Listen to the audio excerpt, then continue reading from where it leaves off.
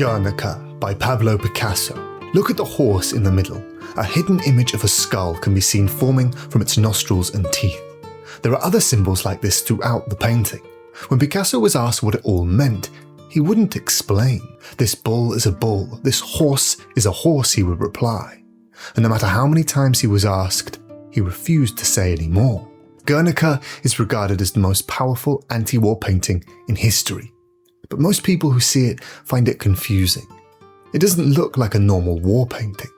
There are no aircraft, no bombs or great battles, but what there is suffering. The horrors of war and the people who pay its price are at the center of this image. In 2003, in the United Nations building in New York, somebody covered up a copy of this painting when representatives of George Bush's administration were arguing for the US invasion of Iraq. Exactly why it was covered up is still disputed. Monday, the 26th of April, 1937. Guernica, located in the Basque Country in northern Spain. Monday in Guernica was market day. Stalls full of produce, livestock and essentials lined the streets. Everyone from surrounding areas came to buy what they needed.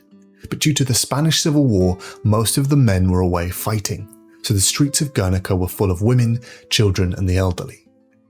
At about 4:30 in the afternoon, the roars of aircraft engines were first heard. Francisco Franco, the leader of the Spanish nationalists, had asked his Nazi German and Italian allies to bomb Guernica. At first, heavy explosives were dropped, designed to break roofs open and burst the water mains. Then thousands of small incendiaries followed, igniting what was left of the town. Once the roads were blocked with debris and many of the bridges had collapsed, the fighter pilots flew low over the fields to machine gun the people who were running away. Exactly how many died remains contested. The Basque government counted 1,654 dead. Franco's authorities later claimed around 100. Modern historians land all over that range. Some argue it was 200 or 300, others, working from eyewitness testimony, put the figure at well over 1,000. Nearly 90 years on, we still don't have an agreed upon figure. What we do know is around 85% of the village's buildings were destroyed, with most others sustaining damage. Guernica had effectively been flattened. Within hours of the bombing, Franco's nationalist government announced there had been no bombing at all, claiming that retreating Republican forces had burned down their own town. And that remained the official position inside Spain until Franco died in 1975. The reason we know the truth is thanks to journalists. George Steer, working for The Times, was one of the journalists who walked into the ruins. He filed an eyewitness account that ran in London and New York 2 days later. He described German aircraft, the bombs, the incendiaries, the fighters strafing civilians in the fields. It was a precise, verifiable account of the horrors that had taken place. And it made denying what had happened impossible in every country that had a free press. At the start of 1937, before Guernica had happened, the Spanish Republic commissioned Picasso to create a large mural for their pavilion at the upcoming 1937 World Fair in Paris. They wanted something that would raise international awareness of their fight against the Spanish nationalists. Picasso initially struggled to find inspiration, producing a few sketches, but nothing captured his imagination. That all changed on the 1st of May, just a few days after the bombing. Picasso and his friends read George Steer's account of Guernica, and they all agreed this should be the subject for Picasso's mural. He started right away, but his plans were too big for his studio. The canvas he wanted to paint was 3.5 meters tall and almost 8 meters wide. It was Dora Maar, Picasso's partner and muse, who found a space large enough for him to paint Guernica. The building was the former headquarters of Contre-Attaque, a radical anti-fascist union of revolutionary intellectuals. Dora Maar was a committed member, and having previously heard anti-fascist speeches here, she thought the now empty building would be the perfect place for Picasso to complete his project. Pablo rarely let anyone see him work, but on this occasion he let Dora Maar, who was a skilled photographer and artist, capture his progress on Guernica. Many now claim her photographs helped to change the painting. His usual artistic style was bold, bright colour, and the early plans for Guernica were the same. but art historians, including John Richardson, argue that seeing his own work returned to him each night via Doremar's black and white photographs pushed him to abandon colour altogether.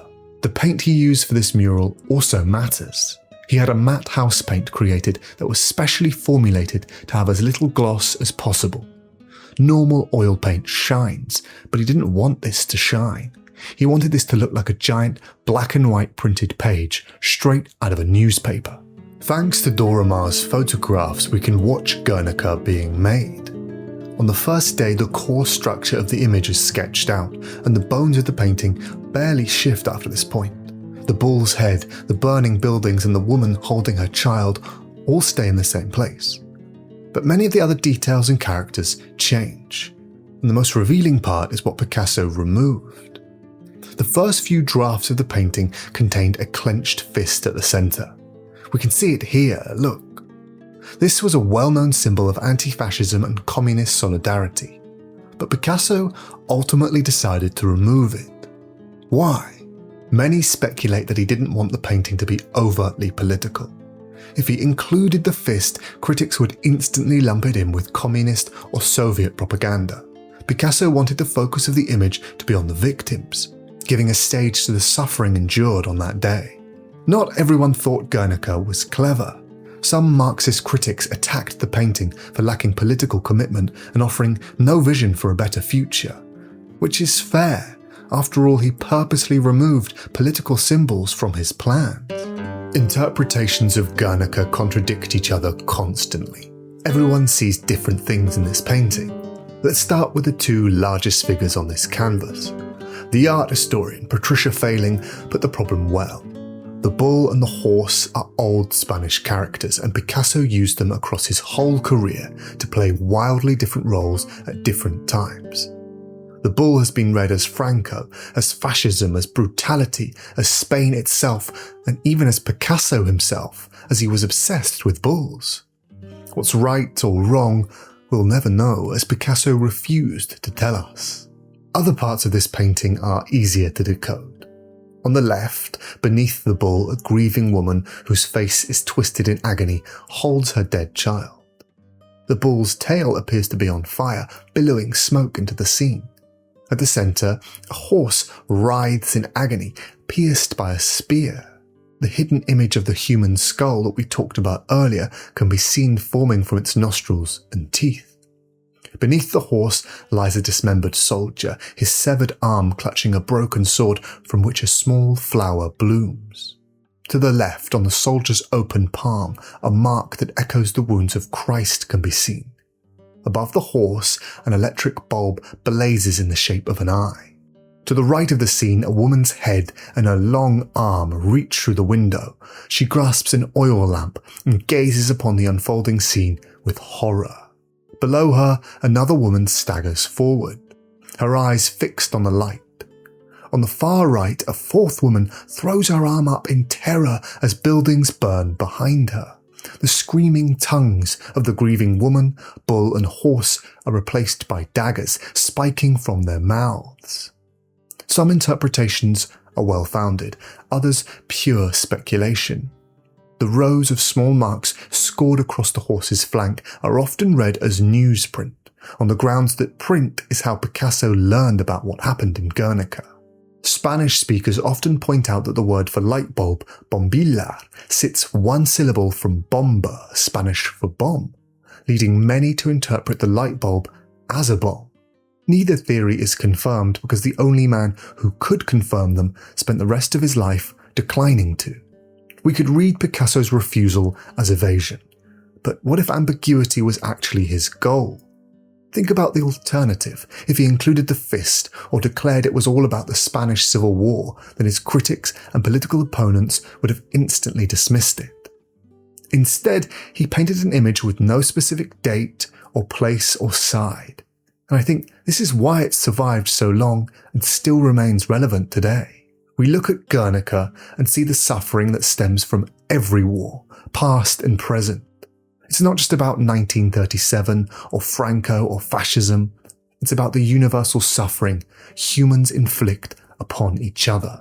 It took Picasso 35 days to finish Guernica, and it went up on display in the Spanish Pavilion in Paris in July 1937.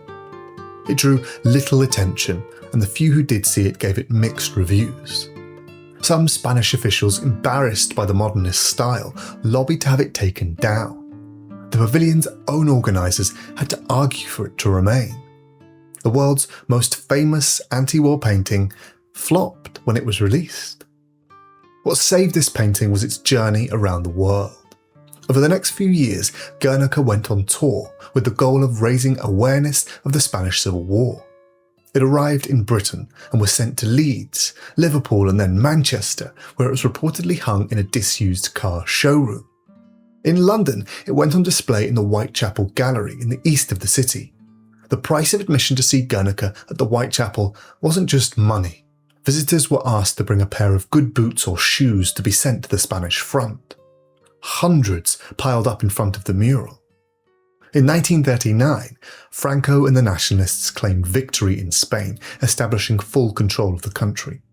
Picasso sent Guernica to America, hoping it would raise funds for Spanish refugees and serve as a reminder of the atrocities committed by Franco's forces.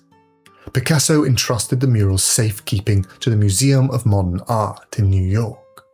It came with the condition that it could not return to Spain until liberty and democracy had been restored. There's a famous story from Picasso's time living in Paris during its German occupation in the Second World War. A German officer sees the photograph of Guernica whilst inspecting Picasso's apartment. The officer asks, "Did you do that?" And Picasso replies, "No, you did." It's the best line anyone has ever produced about this painting, and it's also probably not true.